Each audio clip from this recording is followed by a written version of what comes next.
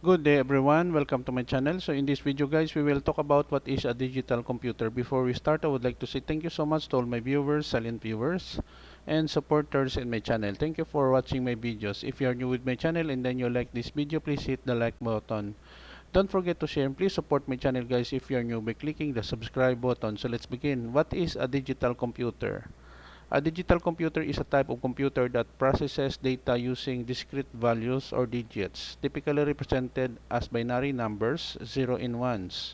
These computers manipulate and store data in digital form as opposed to analog computers which work with continuous signals. Characteristics of digital computers include number 1, binary system. Digital computers use a binary number system where information is represented using combinations of zeros and ones. Each digit is called a bit, and groups of bits form bytes, which are the basic units of storage. The processing logic.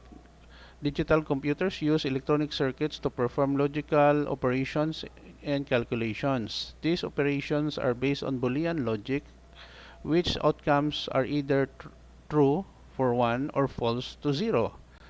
Number 3, discrete components. Digital computers operate using discrete electronic components such as transistors in integrated circuits.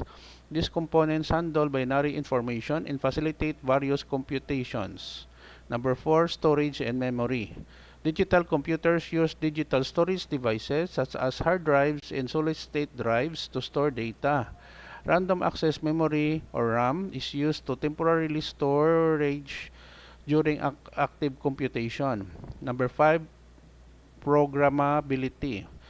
Digital computers are programmable, allowing users to instruct them to perform specific tasks through software programs. This flexibility makes them versatile for a range of applications. Number 6, accuracy and precision. Digital computers can provide highly accurate and precise results due to the nature of binary representation.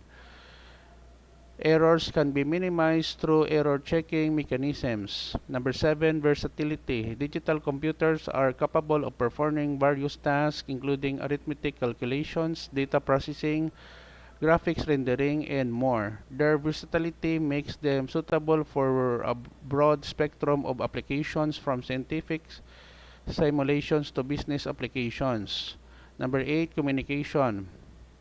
Digital computers can communicate with other digital devices using standardized digital communication protocols. This enables them to exchange data with peripherals, networks, and other computing systems. Most modern computers, including personal computer servers and supercomputers, are digital computers. They have played a fundamental role in advancing technology and have become integral to numerous aspects of daily life and industry. Okay guys, so this is the end of my report on what is a digital computer is all about. Thank you so much for watching. Don't forget to like, share, and please support my channel guys if you are new by clicking the subscribe button. See you in the next video tutorial guys. This is your friend Jake saying bye bye for now.